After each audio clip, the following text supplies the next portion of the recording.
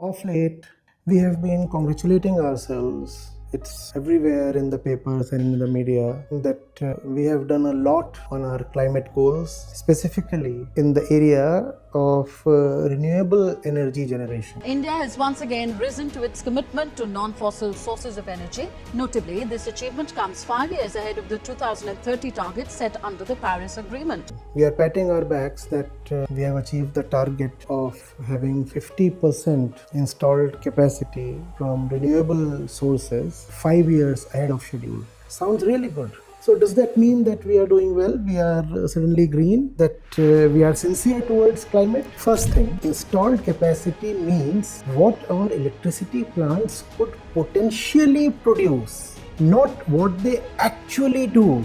Now, what is actually happening?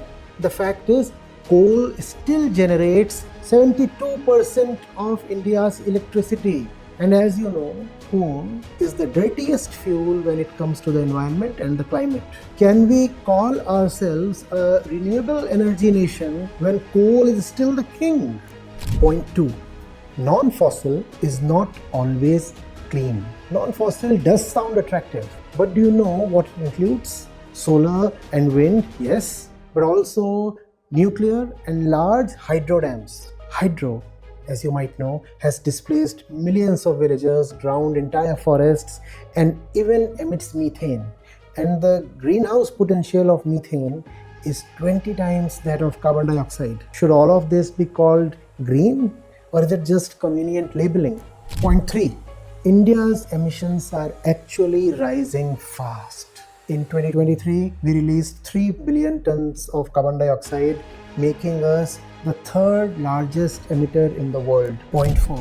The horrible fact is that coal in India is actually growing. India consumed a record 1.2 billion tons of coal in 2023. What's more, hold your breath, over 20 gigawatts of new coal plants are still being built.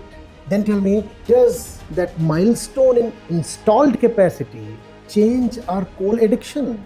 Yes, the 50% target has been theoretically reached early, but the real challenge remains untouched. The real challenge was to cut dependence on coal. The real challenge was to actually reduce carbon emissions. The real challenge was to actually protect ourselves from the climate crisis that is already burning our fields and flooding our homes.